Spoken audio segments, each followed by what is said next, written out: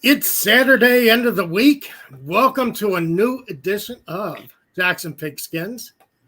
I'm Tom Pollen, along with Wanda Weidman.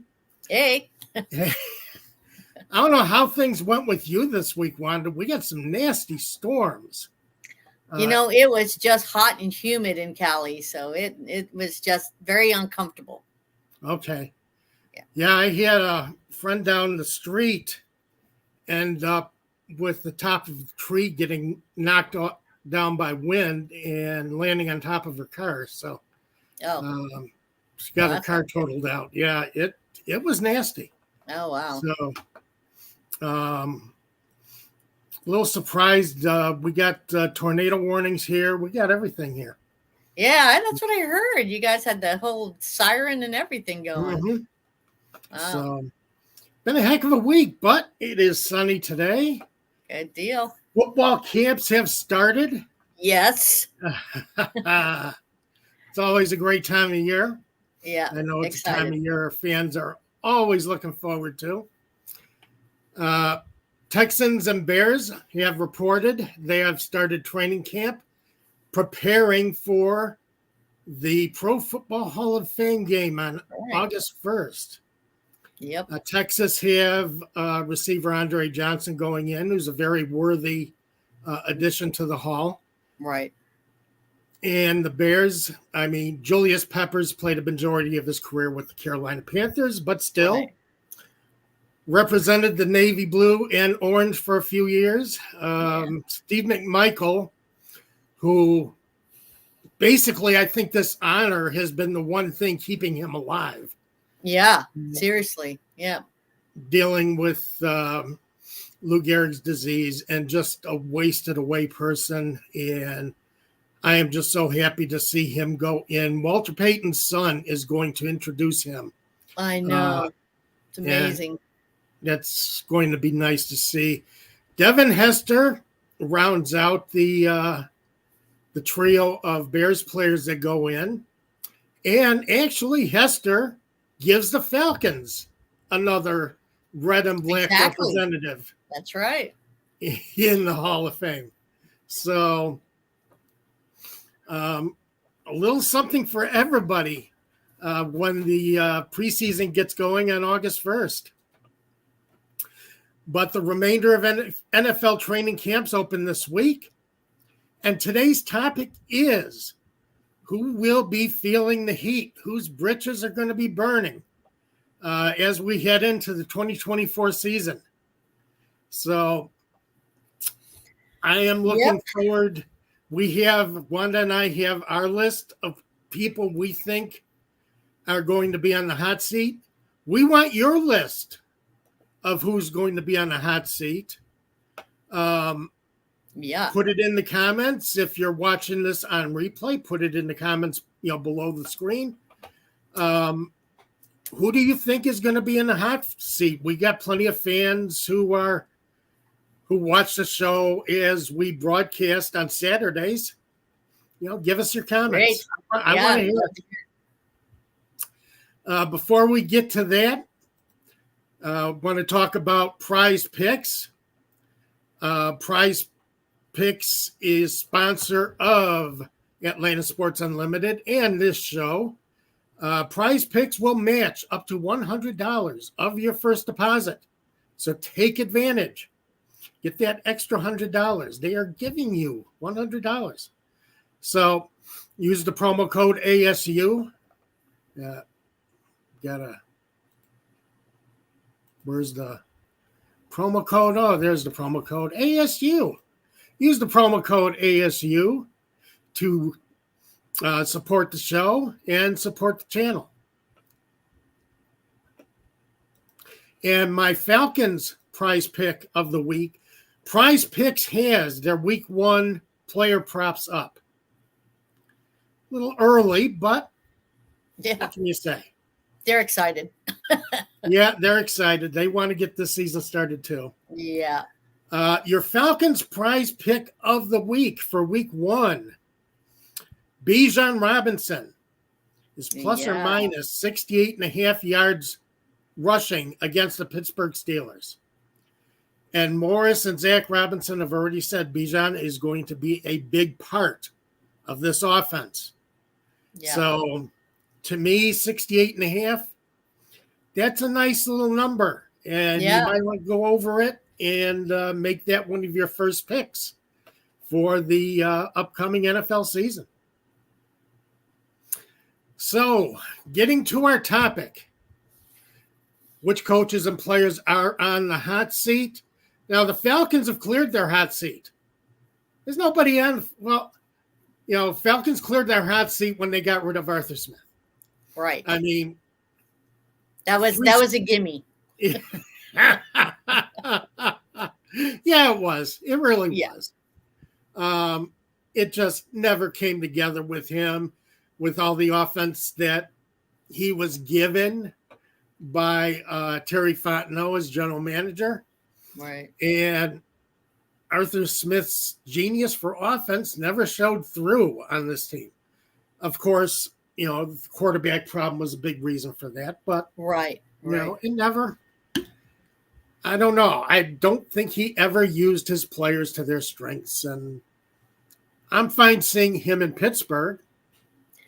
Yeah, because at least, he's got a caliber quarterback in Russell Wilson, and then there's Justice Field as well. So I think Smith can utilize what his plan is, and that might work out better in Pittsburgh than it did in Atlanta with the tools that he has. Yeah, it might. Yeah. But see, the first person on my hot seat list would be quarterback Russell Wilson. Right. I think Wilson has got to do it this year, or that's it. Yeah. I don't think he's going to get another chance. Yeah. And the Steelers have him. The Seahawks are paying. The Broncos are paying most of his money. Yeah. A buttload, to say the least. So, but it's going to be Arthur Smith's job to squeeze at least one more quality season out of Russell Wilson while Justin Fields waits in the wings. So can Smith kind of rehab his reputation? Because his reputation was riding high coming out of Tennessee to the Atlanta Falcons, but took a beating the last 3 years, 3 straight 7-9 seasons, and very mediocre offenses.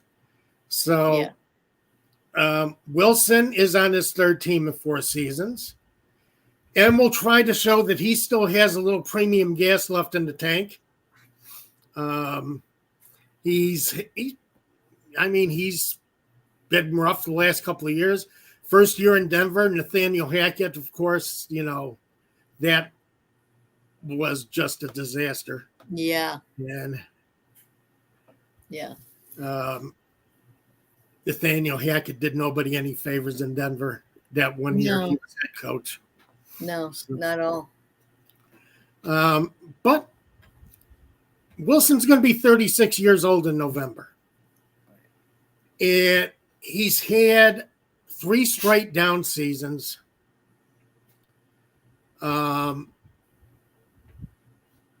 He improved his touchdown interception ratio last year with Sean Payton as his head coach, but still barely hit 3,000 yards passing.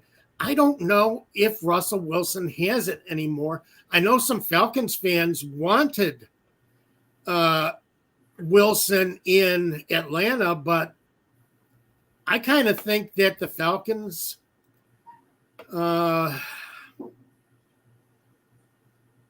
maybe got lucky, did themselves a favor by not landing Wilson, letting Wilson land in Pittsburgh. So, I think so too. I think that Wilson has a better opportunity of success in actually having a better season in Pittsburgh than he would have in Atlanta. Yeah. I think that team. I think the team is better set up for him. I think. Yeah. Mike Tomlin is the better coach to try and get that little extra spark out of him. Tony Wright coming on today. So good morning, Wanda and Tom. Hey, Tony. good morning, Tony. Good to see you. One of our regulars, and always great to see him on the show. So, I mean, I don't think Smith is on the hot seat this season, even if Russell Wilson can't come through. Right. Let's see. Tony says disagrees about Russell Wilson. He has fixed their weak link, their offensive line. This line will be very good. It's possible. I'm not saying it's not possible. I'm saying Wilson has to perform this year, though, if he wants to continue as an elite quarterback in this league. Now, a few years ago, I did research on the age at which most quarterbacks start dropping in skills, and came up with, I thought, just ballparking it, that 38 was the magic year. Turns out 37 is the year that quarterbacks usually start losing a little bit. Their stats start dropping a little bit, except for the exceptions, like Tom Brady and Brett Favre made the playoffs at age 40. Warren Moon quarterbacked his team to 500 records at age 40. But age 40 is usually it.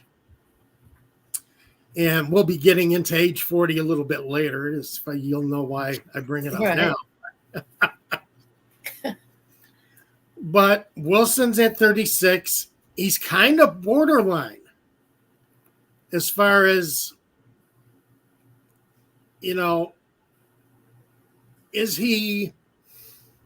can he still play some good football? Can he still lead a team to the playoffs? And if anybody if he can do it for anybody, it's Tomlin, because Tomlin keeps, despite his quarterbacks, despite Kenny Pickett, keeps leading his teams to the playoffs. Yeah, I totally agree, and I think, but I think the avenue of success for Wilson in Pittsburgh, I think, has a lot to do with being under Tomlin, and the relationship between Wilson and Peyton was already not in a good place, even at the time he got there. So it just didn't seem like they meshed together at all. But I think in Pittsburgh, it's just much better for Wilson and the weapons that he has there. I think it's just a better scenario for them to see where they go from there. But I agree. It's really up to Wilson to just take it to the next level. And if he works well with Smith and what Smith calls, I can't see him getting any worse. I would think he would have a really good season. But again, it all depends on how well he takes to the offense and the offensive plays that Smith calls and where he goes from there. Mm-hmm. Well, Tony also does bring up, drafted their right tackle in the first round last season, drafted the left tackle this season. So they have done some work in their offensive line. Right. And to me, that is where you start. And that's the one problem I have had with the Falcons for the last 4 seasons. Now, the Falcons' offensive line is in great shape. Their defensive line, I am still, I will die on that hill. Yeah. But that's how you build teams, offensive line, defensive line. Yeah. The Steelers have the defensive line and have built an offensive line. And, before you put your specialists in place, that's where you want to get your guys. Yeah. And I agree, Tony. I think they've done a good job building a support system for Russell Wilson. But does he have the skills still to take advantage of it? And I'm not so sure of that. after his last 3 seasons, after watching him his last 3 seasons. And remember, offensive line was never, I mean, it's important every quarterback, but Wilson's one of the best scramblers in the league. And throwing on the run. And he's always had that skill of being able to make do with his offensive line and still moving the Seahawks and winning with the Seahawks. So, but he's getting old, and I think he needs that offensive line in place. If Wilson doesn't go, how about Fields? How does Fields work with that offensive line and with the tools he has in Pittsburgh? Yeah. You think? I think Fields is it's hard to say with Fields because you don't know where you want his ceiling to be high, and you want his ceiling to be that he can play in an elite way as he did in Ohio State. But you didn't see that in Chicago. Now, granted, Chicago did not give him the weapons needed, being that they were still in the process of rebuilding that team. And though their choice was they could have gone that direction and kept him and built, around him as they have done for Caleb Williams, going to Pittsburgh, I think, like most people, is like sometimes they need that change of scenery to just take it to another level. And I think for Fields, he needed that breakout. I think as much as he loved Chicago and he loved the people and loved playing there, I think it just got to a point where he was, and I'm trying to remember the comments of what he said in being able to play his way, the way that he loves to play. He didn't feel he could do that under Getsy. So I think there in Pittsburgh with Smith, if he were, maybe it's a different plan. I don't know. Basically with Fields needs to get that ball out quicker, needs to be able to, he needed to be able to see the defense on where they were. There were several times last season where it just collapsed to where he just threw it straight at a defender.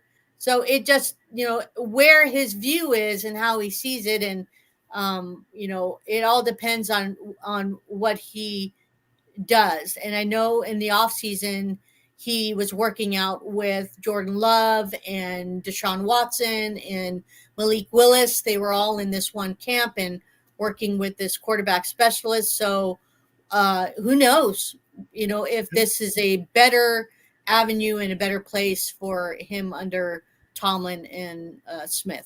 Could be. It could take him somewhere else. But he would have to fight for that, or Wilson would have to totally suck for him to be able to get into that position. I agree. Yeah. Wilson has to fall apart. Right. For Fields to hit, for him to see the football field this year. Yeah. So I know one that was first on my list and was first on your list pretty much too. Yeah. As far as coaches, Mike McCarthy. Yeah. Dallas Cowboys finished with 12-5 records the last 3 seasons and have gone nowhere in the postseason.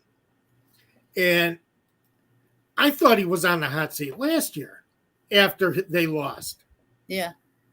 And he's still there, and he's got to be on the hot seat. He's got to win playoff games this year, to me.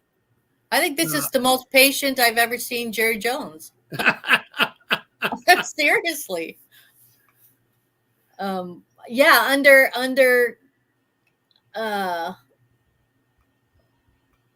I think under his leadership, he had legitimate playoff runs. Okay. So, and he can only put one on the shelf. With Dan Quinn gone now. He's gone and he's over at Washington. As DC, they brought in Mike Zimmer, who for the longest time was head coach over at with the Vikings. So now Zimmer's in defense. I think he's going to do well. calling the defense. So hopefully that'll still stay the same. But they got to get Dak Prescott to make some magic. He's got to be able to move around. He's got to be able to close out. He didn't have as many interceptions. He was actually pretty good with the interceptions part, but he's got to be able to close out when he's getting there. And I know he's been trying, but again, this all goes back to McCarthy and the way that he's play calling, whatever the issue is there. He's either not pushing enough and just being more aggressive in the offense, but something's got to give, because you can't have 3 straight seasons of a 12-5 record and have nothing to show for it in the postseason. Absolutely. I agree completely. And that's the fact. That's why I say Prescott is 1A as far as on the hot seat.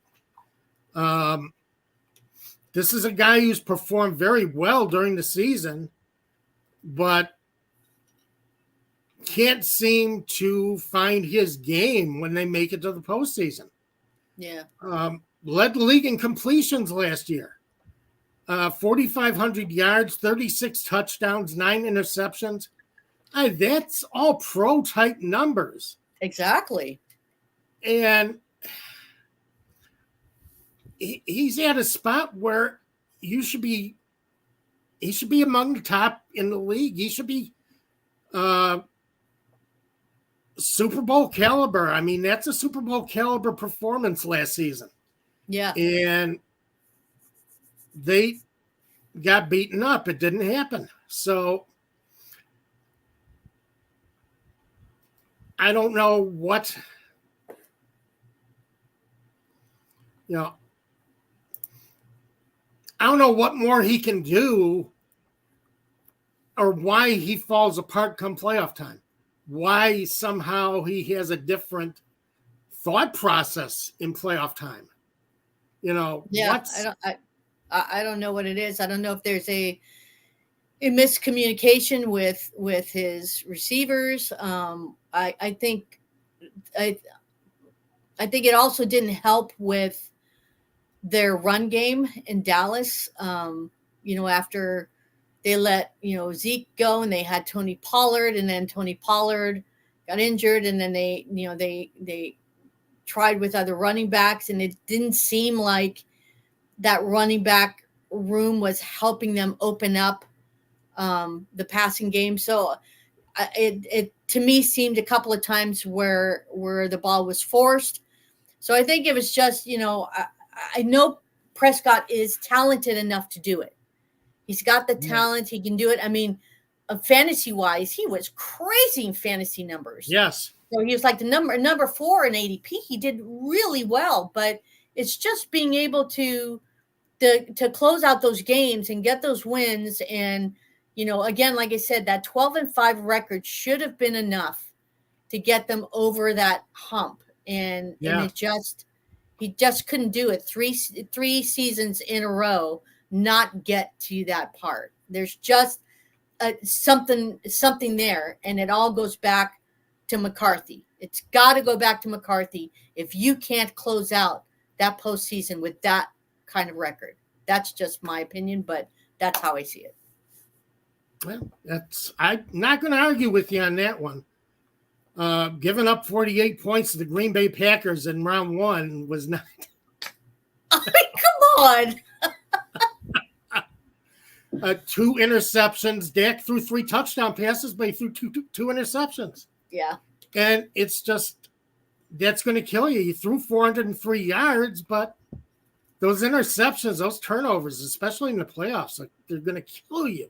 They're going to kill you. Exactly. So he's got to get himself together somehow when it comes time for the postseason, or else, I don't know. What does Jerry Jones do other than? Normally Jerry Jones would be the one that's always like, he's always got his hand in everything. He's the big decision maker. Yeah. So I just don't understand how if it's 2 seasons and you're 12-5, you got 12-5 season, and you don't get to the postseason, and then you've got the third year, 12-5 again, and McCarthy's still there. It's like, what has happened to Jerry Jones? I don't know. Because if that was Jimmy Johnson, Jimmy Johnson would have been fired, gone, right? So it's just I just not understanding what's going on with Jerry Jones, and unless he can't find a head coach when they were looking for head coaches, somebody that was willing to work with Jones, who would be in charge of everything. Well, Jones is general manager. That's just the way it is. Exactly. And I think that's part of the Cowboys' problem. Yeah. Exactly. He's the general manager, and it does not work when your owner is your general manager. Yeah. And when and you need to let your head coach do what you hired him to do. But if you're constantly interfering, there's a problem. Yeah. Yeah. Exactly. Next one on the hot list. The big Falcons rival, Dennis Allen and the New Orleans Saints. And yeah, he was on my hot list last year, and still there. Still there. Just missed the playoffs last year. Yeah. Tampa Bay, strength of, I think, head to head, won the division, and the Saints stayed home. They didn't get there, but he's been 2 seasons as head coach in New Orleans, and really 9-8 last year. That was the first time Dennis Allen has put together a plus 500 record as a coach. Yeah. So I don't know. They gave him Derek Carr to try and give some hop to this offense. And I know Dennis Allen is more of a defensive coach, and the Saints defense has been good. Yeah. But you look last season, and he's got to get more out of that team, or I think he's gone. I think they're going to keep a close eye on him during the season. He might be one of the first fires if they get off to a slow start. Yeah. Yeah, exactly. And now it's kind of like up in the air because they just lost Ramczyk. For the entire season. So, that's one huge factor in keeping Carr upright. Right. Otherwise, there's going to be a problem when Carr's offset. His throws are off as well, and then there's frustration, and and it puts him on the hot seat as well. It puts Carr on the hot seat as well. Just with Allen and Carr, Carr gets traded. He's there. Change of scenery. He's got some. They've got some playmakers there. You've got Olave, and you've got Rashid Shaheed, and then you've got the running backs as well. And so there's Alvin Kamara, and I mean, you've got the players. He's got the playmakers that he can do this. It's really how Allen is putting together a winning team. How is he putting this together now and entering this season that, his division can be a winnable division if he can put that team together. But it's he's now on a hot seat where I think Carr's best game last year was 4 touchdowns against who? The Falcons. Yeah. And that was his best game. He's there. There's got to be a connection there. And Allen really, I think for me, and I totally agree with you, if there's not production off the get-go, and they're not by mid-season, more wins than losses, he's basically going to be gone. He has to be. Yeah. Because the Saints can't continue going that direction. Yeah, and it's unfortunate because I don't think the Saints are in for a rebuild, but it just might be the fact that, same thing as the Falcons. They need somebody who can take better advantage of the skills that the general manager, Mickey Loomis, has brought in. Yeah. Same with the Falcons last year. Didn't have the coach to take advantage. Well, didn't have the coach or quarterback to take advantage of the skilled players. Right. Now he's got Kubiak, right? Right. He's got Kubiak. So I think that Allen has a chance if Kubiak can turn around. And from my understanding, they're really liking the way that Kubiak has his plans and the way that he's setting up the offense, that this may actually save Allen's, job here.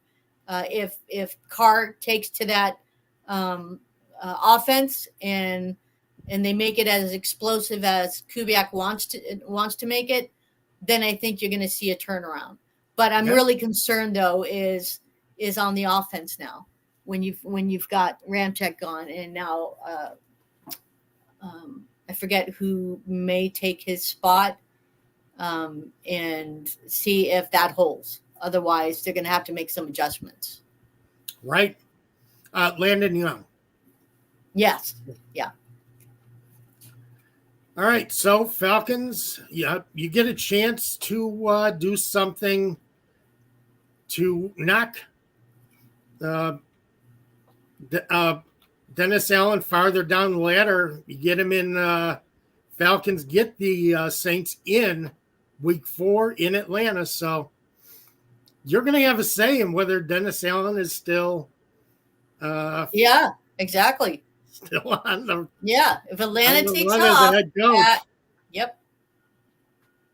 So coming up with another quarterback, Daniel Jones has been paid incredible amount of money after the Giants made the playoffs in 2022 under Brian Daboll and with Jones as the starter. Got a huge contract. Tore his ACL last year, but over the course of his career has never really been a very good quarterback. And I don't know how good he's going to be this year. I mean, I don't think he takes Brian Daboll down with him because I think Daboll's still a quality coach. Mm-hmm. But I think it's going to be tough with Jones. 2022 is the only good season he's ever had. He did not start out 2023 well and ended up, falling. And, the Giants were entertaining last year with who was Tommy DeVito as their quarterback. Yeah. So they were entertaining. DeVito goes home to his parents' house, sleeps in the basement, and it was interesting. But you can't have that. You got to do better than that. Yeah. So, Daniel Jones has got a lot of money. Yeah. And the Giants cannot get rid of him. They cannot jump away from him. I'd say he's on the hot seat, but I don't know how he gets traded. He's got an out after 2025, but it's still a $22 million dead cap. Yeah. That's a lot of money to give to a quarterback who really has not shown that he's among the elite in this league. Yeah. That he's got and I'm not even going to try and compare and say, he's got to live up to Patrick Mahomes' numbers, but Joe Burrow or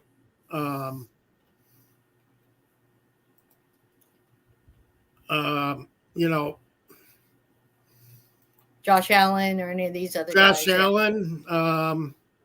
Yeah, Justin Herbert, he's got to make at least that level. Right. Or else. And he believes that he can. He believes that he can, and he believes he's up there with those guys. He believes it. Right. He believes it. So, and he can believe all he wants, but he's got to show basically on the field that he can be, that caliber type of quarterback, under Dable. Is that possible? Sure. It can be possible. Oh, yeah, Dable's the guy who got Josh Allen off the ground.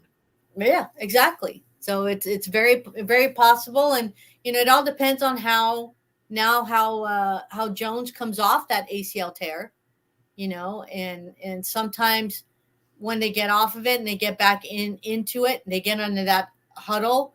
At first, there's a little rigidity of, am I going to get hit again? Now and then they start to watch their leg a little bit, so they change their plant foot a little. So it just all depends on how he acclimates back into the active part of the game, and then if he can go through it and have no problem, and get the ball out and follow the plan that Dable puts together, it could be a successful season for the Giants. Right. But it goes to Joe Schoen, the GM. Did he do enough? What did they do this past season to help him out and to help the defense and the team as well? So he's another one that would be on the hot seat. Yeah, definitely. I think Joe Schoen is on the hot seat for signing Jones to such a big money contract. Yeah. And as they showed on Hard Knocks, the off-season version of Hard Knocks, the Giants wanted to trade up. They didn't want to go into the season with Jones as their only option at quarterback. They wanted to get Jaden Daniels. Yeah. That was they made an attempt to do that. And I know Jones is not feeling good about that. And I think this off-season Hard Knocks did not do the Giants any favors as far as but it's one of my favorite. It's one of my favorite Hard Knocks this off season. I really enjoy it, and they really did. And you're absolutely right. The way that they showed just the whole aspect of it, and even the whole Saquon Barkley thing. Yes. That was just wow. That was very eye-opening on that whole situation. Yeah, it was.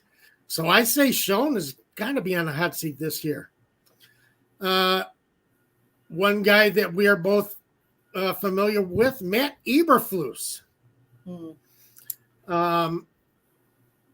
has struggled.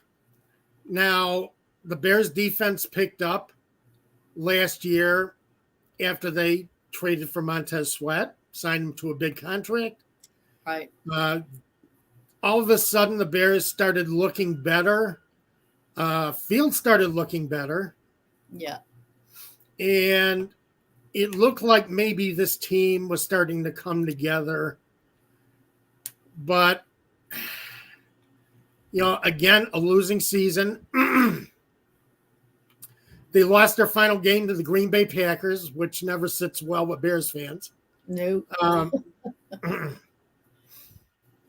So, it's a matter of how does this team produce this year. I think Eberflus is on the hot seat. He has to keep the defense where it was going in the last half of last season. And Shane Waldron really has to do, get Caleb Williams started quick. Yeah. And that's one of the reasons why they brought Shane Waldron in. Right. And it's too bad they didn't have Shane Waldron in last year to try and work with Justin Fields. But, right. We're going to see where the problem is with Justin Fields. Right. Because Luke Getsy is in Oakland. Right. Fields is in Pittsburgh. Yeah. So we're going to see exactly where the problems, where things lie as far as, was it Fields, was it Getsy, was it both? It's going Right. to be interesting to see how they perform. Exactly. But Exactly. I think Eberflus, with the new staff he has in Chicago, he's got to show it this year. There has to be a winning record this year, even with the rookie quarterback, even with Caleb Williams. This team has to show progress. Yeah. Or else they will move on. Well, they had their Chicago 1920. That's their show that they have once in a while on what's going on with the Bears, and they had Eberflus was talking to all the new players, and basically, and just all the players. I think it's when they were all coming in, and basically Eberflus says the time is now. Mm-hmm. It's now. We have, it's all about the fundamentals. So he pushes the fundamentals on making sure they're doing that, following that. That's what's gonna win them, have that winning season. You've got being that he's still going to be calling the defensive plays, but they've got a defensive coordinator who, frankly, I think is really good for this team in helping working on the areas and building with a lot of the defense pieces. And I love the fact that you've got Montez Sweat, who we find out that was absolutely blindsided and betrayed by the Commanders in trading him. And so now he's like hell bent on wanting to be the best in Chicago, and already has his eyes fixed on Green Bay and not losing to Green Bay this year. So it'll be interesting to see how that works out. But I think Eberflus, even himself, if you see his demeanor, he even changed his look. It's just all like a different swagger, and all the pieces are there. So they fixed, the offense, the offensive line. They've got who they need. They've gotten the defense, though they could have used another edge rusher. Yes, but I think they're going to depend on. I think they're going to be dependent on Dexter to be the guy. I think they're going to put in the rookie, and then I think also even to the point where they got a better punter. Yes. The punter that's in there that from Iowa. So I think they wanted to fill every avenue that they could in year 3, as saying, okay, this is now. So we need to be at that trajectory now to win the North, and then go from there. And so now there's no excuse. You got the number 1 draft pick in Caleb Williams to be able to get your team to where you want to go, and hoping that this is the franchise quarterback for the Bears. Oh God, I hope so, because I thought Fields was, and I was wrong. Yeah, I thought Fields was too, and it just seemed like it was taking him way too long to get acclimated. Could be, again, their choice of offensive coordinator wasn't ideal to build for him, and build and use his strength maybe. But like you said, who knows if it was Fields or if it was Getsy. We'll find out one way or another next year. Yeah, this coming season. But at the end of the day, you've got the pieces, you've got the players. Their wide receiver room is phenomenal now. They've got it's one of the best wide receiver rooms I've seen as a fan. Exactly. So, everything is there. They need to be able to now cross that line and say, okay, we're ready to go. Let's go. So if it's not, and you have a down season like it was. Now, granted, you're looking at a rookie quarterback, so he's going to have his ups and downs, and see how that works out. Or are they looking at him as being another Joe Burrow, who, came out his first season just, flying off the charts and getting him to the postseason? So it all depends on how it's going to all work out and how the plan comes together. But I agree, Eberflus, this is it. You've got to have it all together. Let's see what happens. If they have a winning season, they win the North, Eberflus stays another season and they go on. But it all depends on how they go. It's all on Eberflus at this point. Now, we got a few more names. We're starting to run out of time. Amazing. It's just time goes really fast this hour. But got a few more names I want to get to before we sign off for the day. Another one that will be interesting to Falcons fans. And, hey, guys, I think we should be looking at this as a guy who's definitely on the hot seat this year is Todd Bowles out of Tampa Bay. He's only had 2 plus 500 seasons in 6 full seasons as a head coach. His playoff season with the Bucs, they were 8-9. Last year, they did 9-8 and won the division barely over the Saints. Right. And Jason Licht is wonderful at putting teams together and finding talent and keeping talent. Jason Licht, when we ran through the Bucs, I think last week, this is a guy who finds the draft picks he wants and he keeps them. Right. So this is a team that has been built by the Buccaneers to be competitive, by Jason Licht to be competitive. And I don't think Todd Bowles is getting what he wants, what Jason Licht wants out of this team. Yeah. And I think Bowles is, if he goes through another 9-8 season, I don't think he's with the team for 2025.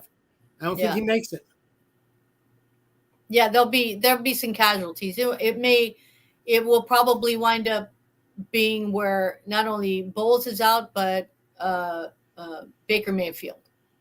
They're going to be Baker looking Mayfield. For another. Yeah, it's all going to fall into that category. You're going to have the head coach and the quarterback.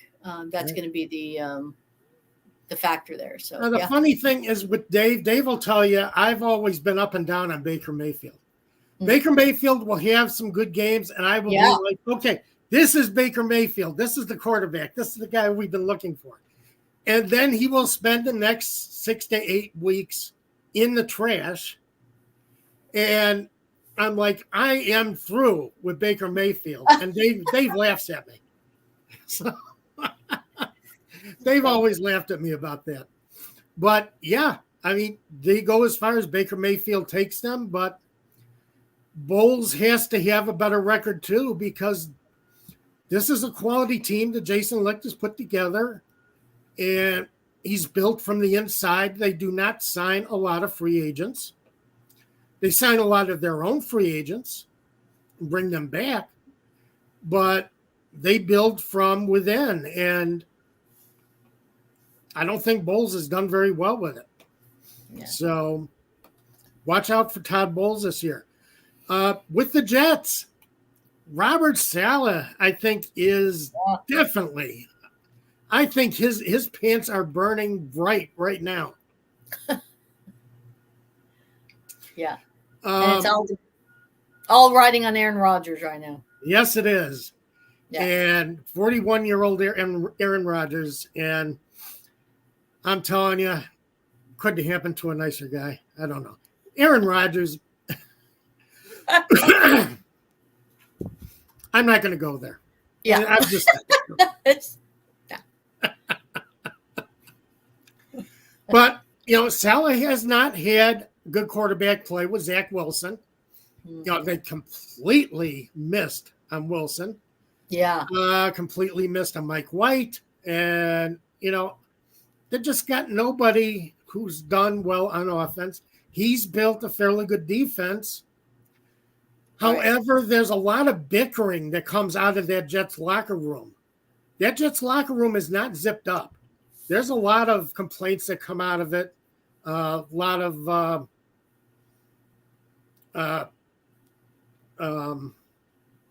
turmoil.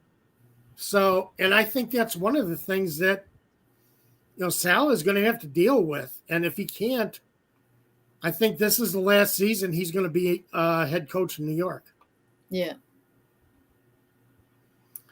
Another head coach, Doug Peterson, Jacksonville Jaguars. He was brought in to develop Trevor Lawrence. Right. And I don't think Trevor Lawrence has developed. He is not a first overall draft pick yet, or quality of a first overall draft pick.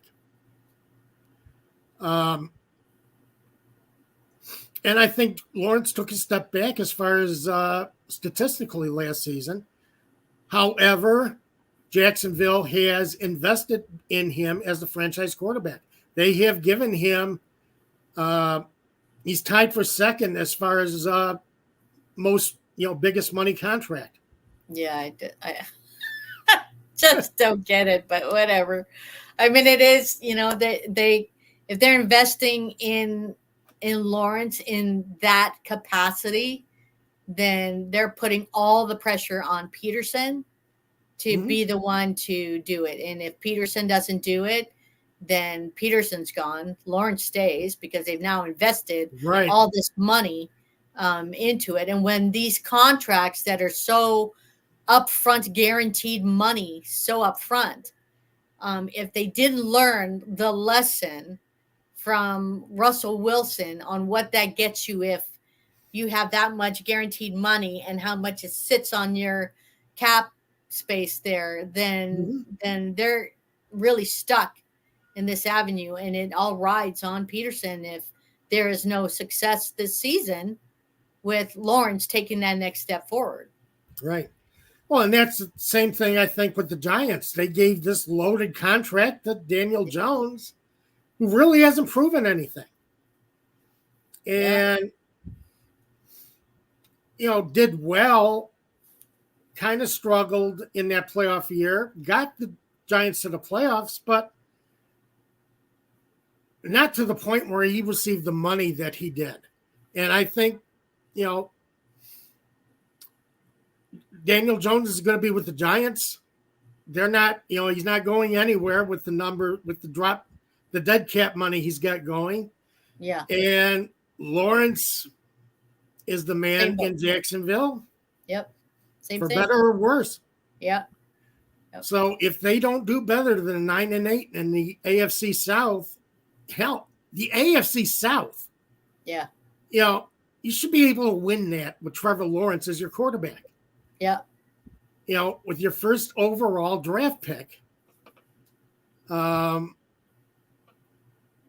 You should be able to win that division. And unfortunately, Peterson, he was brought in because he was able to develop the Eagles and win a Super Bowl with the Eagles. Right. Has not come through with Trevor Lawrence. Lawrence has not reached the franchise quarterback level. Lawrence has got to join the Joe Burrow, Josh Allen, Patrick Mahomes level. Yeah. He's got to take Jacksonville to a Super Bowl. Or else, it's a miss. Right. It's a bust. And the last person on the list, as we, Riley run down on time, Sean McDermott of the Buffalo Bills has got to be on the hot seat this year.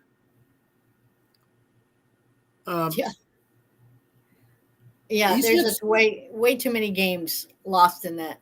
I just, you got Josh Allen, who's one of the top quarterbacks in the league. He has Yeah. come through, showing himself to be an elite quarterback in the league. You've had given Sean McDermott 4 straight years of Super Bowl quality teams, Super Bowl contenders. And they've lost to the Chiefs in conference championship, but they have not broken through, and you can't And live they've with lost. it another year. Yeah, well, they've lost so many defensive players this year. Yeah. And even offensive players. They lost a lot of players in free agency. And it's not funny. I don't know how the Bills are going to recover this season on what they're going to do. Hopefully with the players in Josh Allen's play and maybe they can turn it around. I'm very concerned about the defense for the Bills. Really concerned about it. I don't know if they're going to be where they were at, and if the first few games of the season, if you see, if they're not winning it and the defense doesn't look strong, we've got problems. The Bills fans are going to be concerned at this point. And I'm not concerned about Josh Allen. That the young man plays with a lot of heart. Yes, he does. And he plays hard and he wants to win. And I think it just irks the heck out of him every time they lose, especially to Kansas City, where they just, and it's a horrible way. You can't leave Patrick Mahomes with seconds on the clock. It's like the same as with Aaron Rodgers. You can't leave him with seconds on the clock because they're just going to murder you at the end. So it's like you close out the game, you make sure you win it with points ahead, at least 2, touchdowns ahead, so that you don't have to worry about it. Right. It's again, I agree. McDermott has to be on the hot seat here, because you just can't continue to have the players that you do and the defense that they had, and then not win the games, close out. So. That's it. Yep. So, and that game you're talking about was amazing. Allen and Mahomes raised their games to a whole different level. Oh, yeah. That day. And just left me amazed at how each one, kept trying to top the other one, and it just kept getting bigger and bigger, and it was incredible.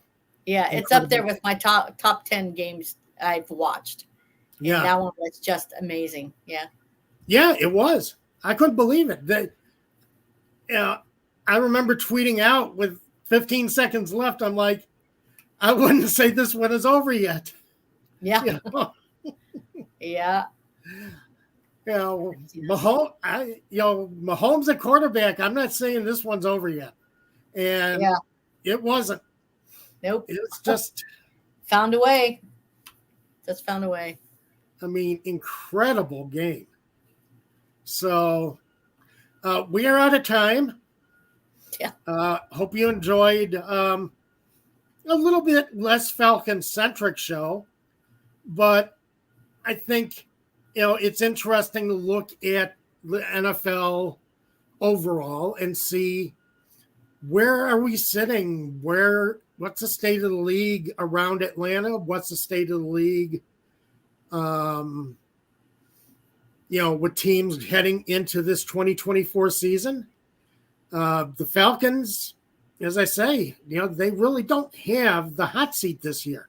No, everybody's brand new. They come in, they're going to establish what they can. Yeah. So, but, take you around the league and tell you who is on the hot seat and why. We're going to, I think we've filled up some pretty good numbers. I want to hear what you have to say. I'm a little disappointed we didn't get as many comments today. I do thank Tony Wright for contributing to the show. If you watch the show on replay, put your comments down. Let us know. Did we miss somebody? Or did we have somebody on the list that you don't think should be on the list? Let us know. Maybe we'll spend a few minutes talking about it next week. But happy training camp week. The Falcons are going to training camp this week. We will get started. We'll see how things start to develop down in Flowery Branch. And remember, this show is sponsored, the show and channel, sponsored by Prize Picks. Use the promo code ASU. Get up to $100 a match on your first deposit. So, deposit $100. You have $200 to start playing with as you enter the 2024 NFL season. As I say, Prize Picks has their 2024 player props starting to go up. So give it a look and sign up using the promo code ASU. Wanda, it's been fun. It's amazing how quick these Saturdays go.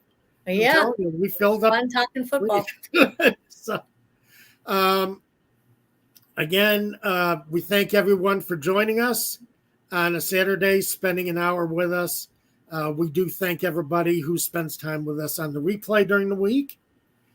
And we will start looking at the training camp competitions next week. Yep. So looking forward to it. Everybody have a great week. Bye, guys.